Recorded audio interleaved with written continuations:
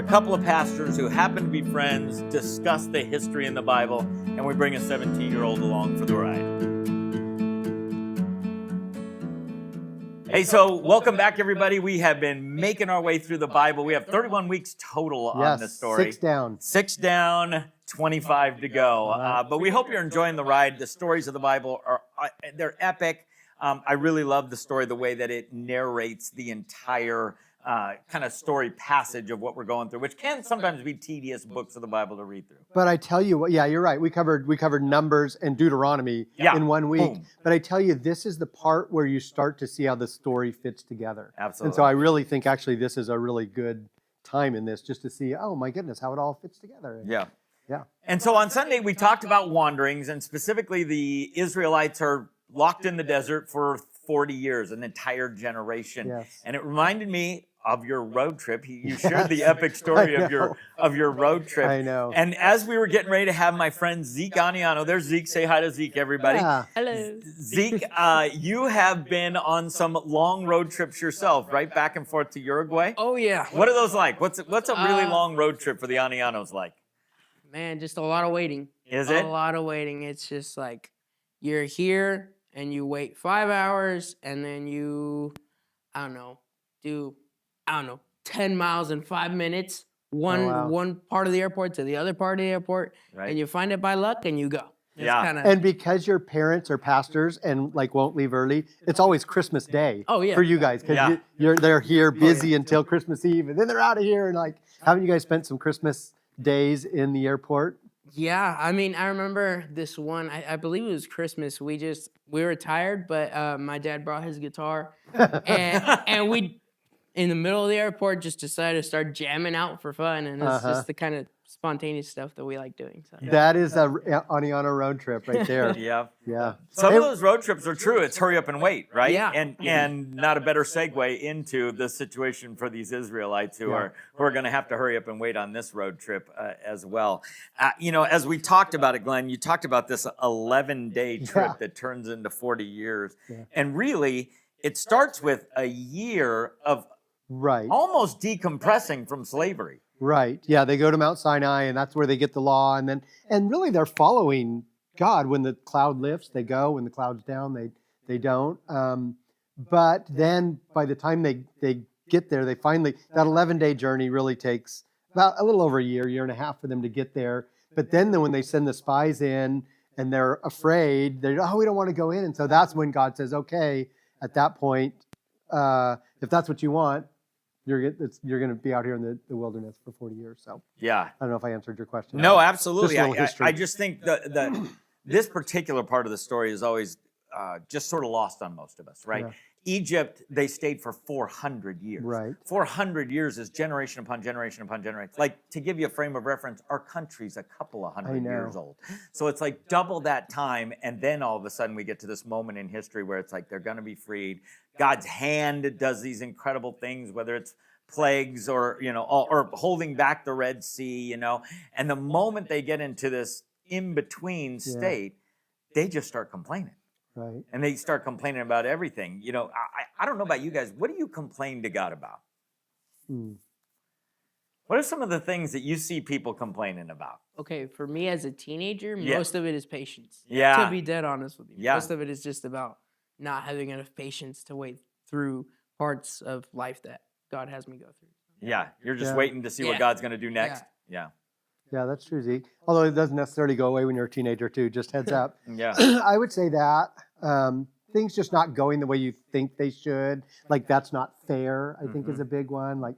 I hear, maybe I do this myself, but I hear from other people, too, I did this. I did everything right, and it still didn't work out. And that's, God never promises you do everything right and you get what you want. Nope. But that's just a common one. In fact, very clearly from the book of Job, we see that Job did everything right and he didn't get at all what he thought, he deserved along the way.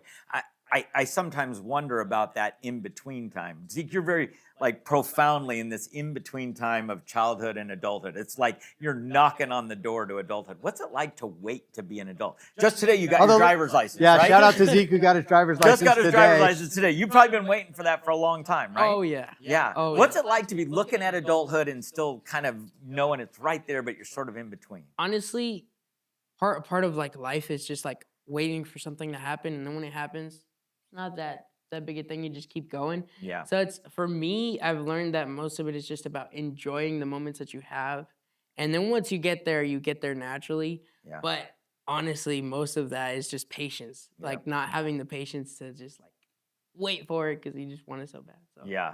that's a lot. Do you find a lot of your friends in high school are sort of struggling with that in-between time? They're jonesing for, I mean, it's true of everything. It's like if you're single, you're waiting to find that person. Right. If you're young and married and you're waiting to have the first kid and have a family, like people get stuck in that in-between time, Right. and they get frustrated. Yeah. This is, I know you're not a senior, you're a junior, but this is senioritis time where Yeah. it's like, oh, if I can only make it to summer. Yeah. and- Right, absolutely. Well, that's the frustration that the Israelites are in. Mhm. They're in this moment where they're like, the promised land has been promised. The Red Sea's behind them, Mount Sinai's behind them, and they're looking into this land. And then, of course, obviously, you've told the story of they send in these spies. Mhm. And the spies, you know, the entire story for me is about perspective.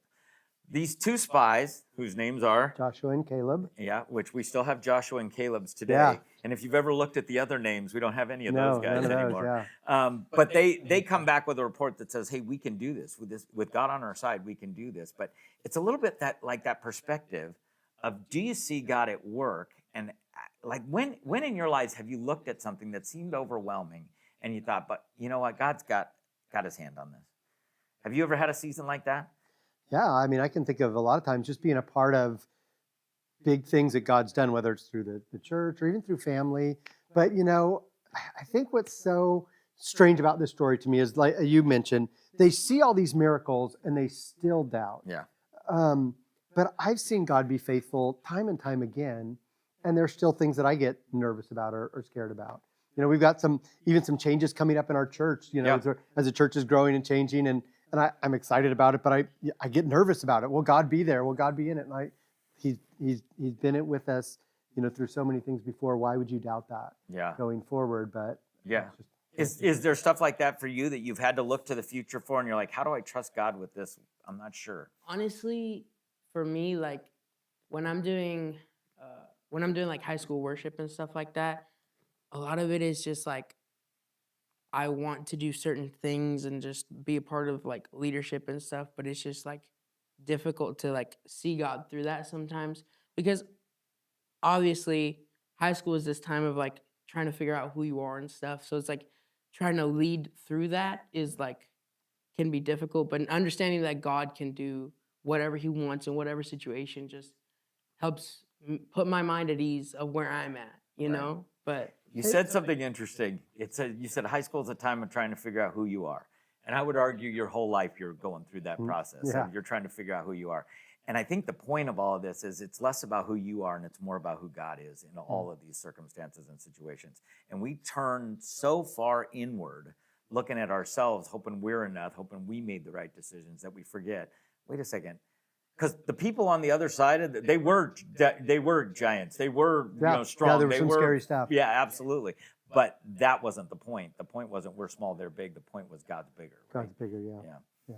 Yeah. I'd love to hear even just, Zeke, because I know you, so you lead worship in the high school group. I'd love to hear just even kind of your journey, like kind of how that got started and what you've learned along the way, because I think that's been kind of a faith-building journey for you. So I Yeah. didn't mean to interrupt. Yeah. well, it all kind of started with I think it was a trip that we take as youth ministry. We take this trip to stateside, where we do this trip to Utah to a very small city that is practically all Mormon, and we help this one church that they have run a VBS camp.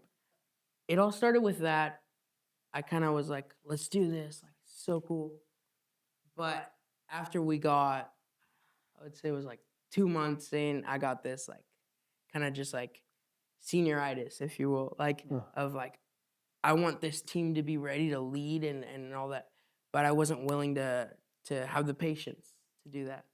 But from that moment on, I kind of told God, hey, if you want this to work, if you want me to just try to not fully make it in that, it's yours.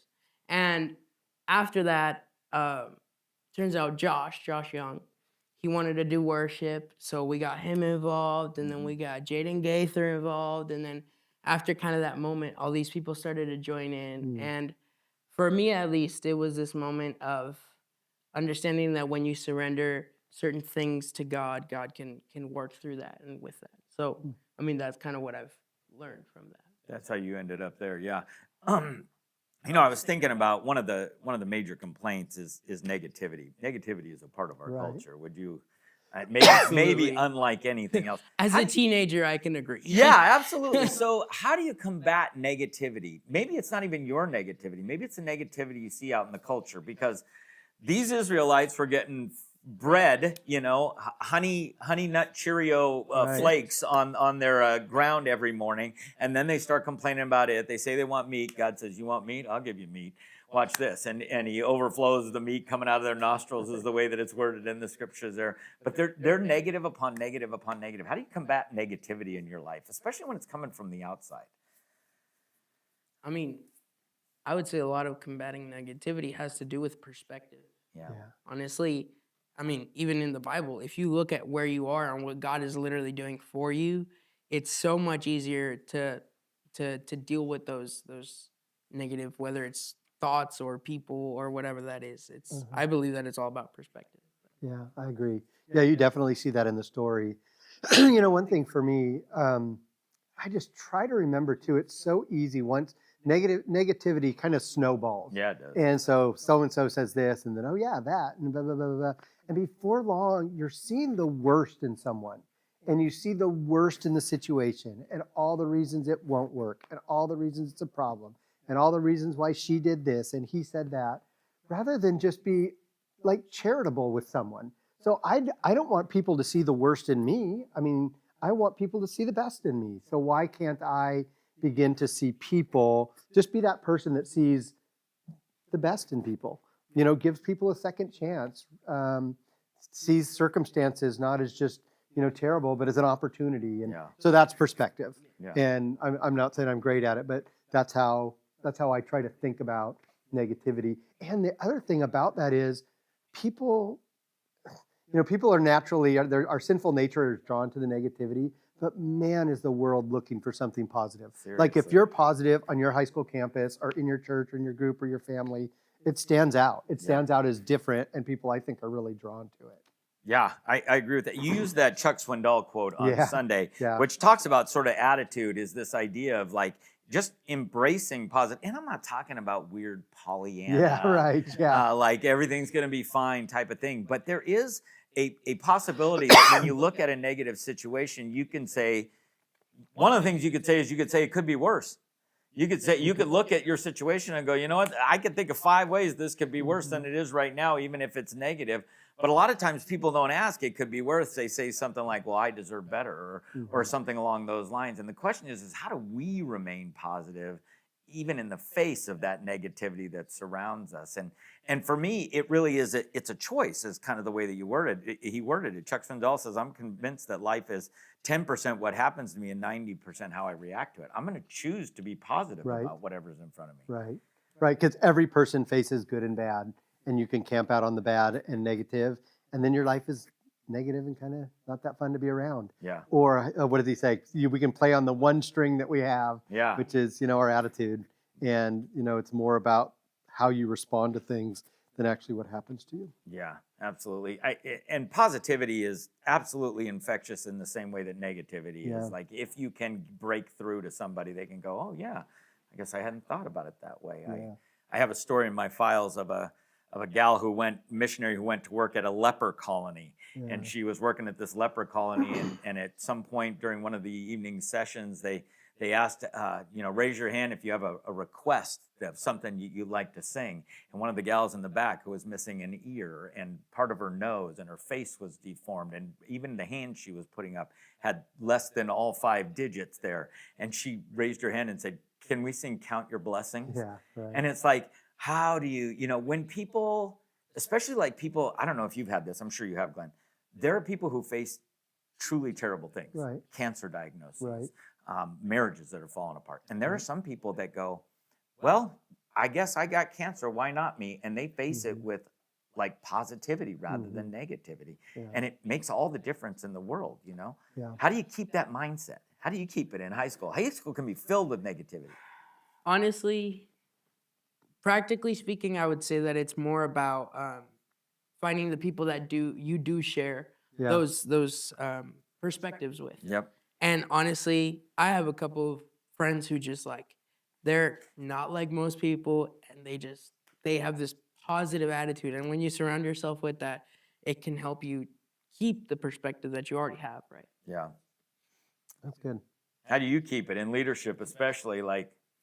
Yeah, I mean, you gotta, when people have problems, you definitely need to hear those. You need to work through those. But I think being a voice for the positive, it's a silly one, but we've got one like right now. This little Upward basketball team that I'm coaching. Mm-hmm. Not only have we not won a game yet, but we've not. You know, we don't keep standings. I know. And yet I know for a fact that we've not won any game yet. And we haven't even come that close to winning. But you know what? So here I've got these, and one little girl raised her hand and said, are we going to ever play a team that's not so good? But you know what? So I'm like, we are just going to make the most of this. And we are just camping out on the things, recognizing the positive, celebrating the small victories, just trying to keep the attitude. That is absolutely true. And we're having a great time. So it's not, it's not the end of the world. Yeah, they all go to ice cream afterwards. Everybody gets your cotton candy anyways. Yep. Absolutely. Well, I think nothing encapsulates that more than this sending the spies in and Joshua and Caleb coming out with the positive attitude, and the rest of them saying, we're afraid. And you sort of wrapped up the sermon on Sunday talking about like how do we keep that Caleb, the spirit of Caleb is what you said. Because Caleb has a different spirit. Yeah. I don't know. That phrase was really got to me. Yeah. He has a different spirit than the prevailing spirit out there in the world, right? And so we want to be those kind of people, because beaten down, negative people don't attract anybody to anything, right? I mean, they don't. Who wants to go to school with that person, or be on a basketball team with that person, or go to church with that person? And the truth of the matter is the hope that we have in Jesus Christ is enough to create a positivity in us, regardless of the circumstances, And so I'm just curious. One of the ways that even as I was working through it is I was thinking of how the Israelites are just whiners. Yeah. They whine the entire time. Right. Like it's actually the stiff-necked people thing that came up the week before is like they're sort of stiff-necked, and we're all stiff-necked in some ways, but they're also whiners. Like they're just whining at all times. And the response is you can either whine or you can worship. Yeah. You can either whine or you can worship the God that has led you out of Egypt and has been your God and has been tangible and present and all that. And it leads me to this song. So what? Yeah, that you brought. Yeah. Sorry. Out of habit. This song that you brought to us that we finished our service with. Tell me about that song, how it came to you, and how you sort of, it was a perfect song. Well, the song is kind of special to me because with our youth, we went to Hume, and I first heard it there in one of the worship sessions that we had there. And at the time, I was kind of just like going through a lot of personal stuff. And when I heard it, I recognized the beginning part out of like the psalm, and it was just really interesting how it was just straight scripture, just singing scripture. But it really spoke to me in that moment. And ever since then, I brought it to the youth, and they loved the song. But yeah, trust that God's got good plans for us, and we've got to go ahead. And that's Moses' message: is like, you've got it before you, life and death. Choose life. So Absolutely. He's got good plans. Yeah, thank you, Zeke. for And that. the promises that God made to Abraham, Isaac, and Jacob are still in effect. Those promises God is good to deliver on. He may have to wait an entire generation, for them to enter the promised land. It also brings me to that. That's maybe the last thought that I sort of have today is this idea of generations. And even as we're sitting here with Zeke, right? Zeke is 17 years old. Glenn and I are pushing Older 50, than that. 56. Yes. That's about a 40-year gap. Uh-huh. That's the gap. That's the gap that it looks like between. Can you imagine growing up and nothing you've known for 17 years, or really for 40 years, maybe even? You've been wandering through the wilderness, and that's been your home. Obviously, you've lived in various places. You've been here a long time now, but you've lived some other places, and it's like, what is it like to think to yourself, oh, I'm waiting for my turn and my generation's turn to walk with God and to proclaim His truth? What does that feel like for you? I feel like the way I see it, a lot of generations have this different message that go with them. For me, what I've seen from just friends and just people that are around me, this generation, at least in my opinion, is just looking for hope. And that's true for a lot of generations, but I really feel like this generation is just... How come? I think you're right. I think you're right too. Can you put your finger on what it is? I don't know. I think this generation was kind of, as far as like everything surrounding this generation has been so like beat up in a lot of ways. And You were raised in a lot of negativity. Yeah. Like in a culture with a lot of negativity. Not me personally. Shout out to my parents. But but the world around you, the American culture has gone to a very negative bent on it. Yeah. And not to mention your generation, very specifically, everybody who's a young person anywhere from 25 to your age went through COVID. Right. And watched a lot of negativity happen. And I think it blew up a lot of their ideas of what we're after here. I feel like one of those big name things that I feel like is really, the answer to that is just anxiety. Anxiety. Yes. And oh my gosh. I go to Jim Elliott, I go to a Christian school, but every time we have this really powerful chapel, I get to talk with these people and they all feel anxiety, they all feel depression, and it's like, obviously it's beautiful that we get to help them through that and that they have a space to just walk through that. But I really think that that's just something so many people are going through. Yeah. And this message of hope that there's a God who can help you through that and who can just take that away from you is just beautiful. Yeah. The flip side of that is to be positive about it is out of that anxiety, man, people are looking for hope. And I feel like your generation, they've got a sense of hey, we got to find something that works here, because we've seen kind of what doesn't work, and they're world changers. They're like, oh yeah, sure, we could change the world, we could do whatever.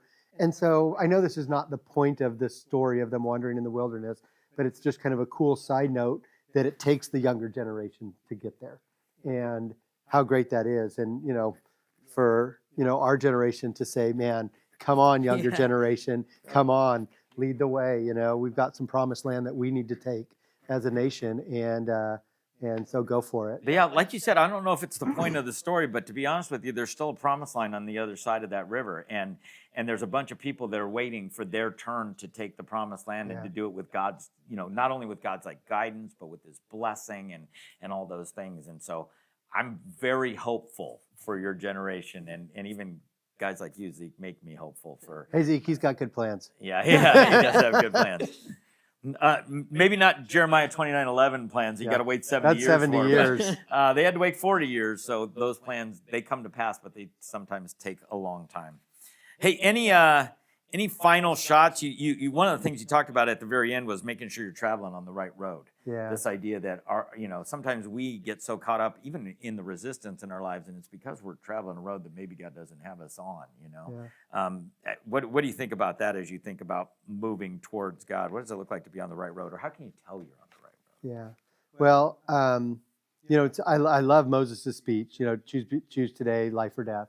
I put it before you. But then, Jesus definitely gives us the same concept. He's like, there's two roads. There's a wide road that leads to destruction. He says, and many will find it. but there's a narrow road that few will find. So sometimes how do you know you're on the right road is it feels kind of countercultural. Is it wide or is it narrow? Is it wide or is it narrow? Is it producing destruction or is it producing the life? Yeah. And not just like, fake life, but real life. Yeah. Yeah. So I love the way, and the story brings us out, I love the way some of the stuff that we're seeing in the Old Testament finds its fulfillment and its like clarity even in the words of Jesus. And this, be on the right road is definitely one of Jesus's themes too. Yeah. What would you say to people that are in a season of wandering? They're struggling through some season of waiting for something that, hasn't come to pass yet, or really just some frustration, or maybe it's health. It could be anything. It could be relational. It could be, what would you say to people who are struggling through a season of wandering? And I'll even ask you that for teenagers. What do you think you would say to a friend who's in a season of waiting and wandering through something difficult? What I would say is there's hope. There's definitely hope in Jesus, in his actions, in his words. And I would say one of the most important things is community. Mm-hmm. Even in teenagers, it goes so far. Like just listening to someone when they're teenagers goes so far, and they will just open up, and you'll just get to see this side of them that you've never seen before, and it's really cool. But a lot of it has to do with community. Mm-hmm. That's at least what I would say.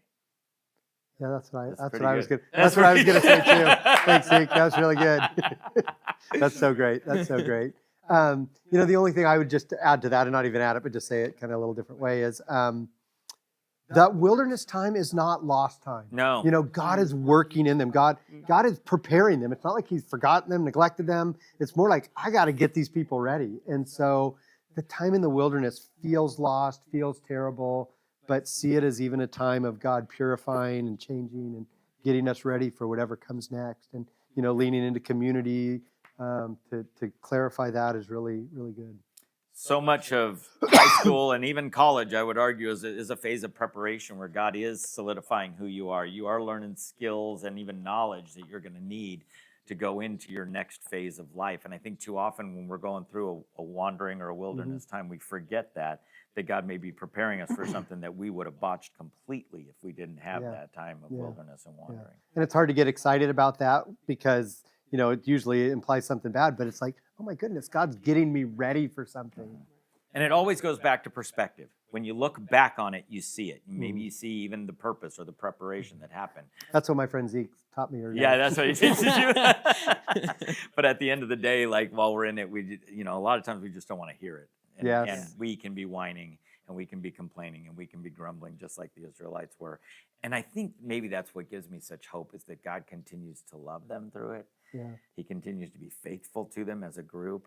And I love what you said, 40 years. I mean, I want you to imagine it's year 35 and you've been in the wilderness all that time and you still have 5 years before it's even going to come to pass that you're going to cross.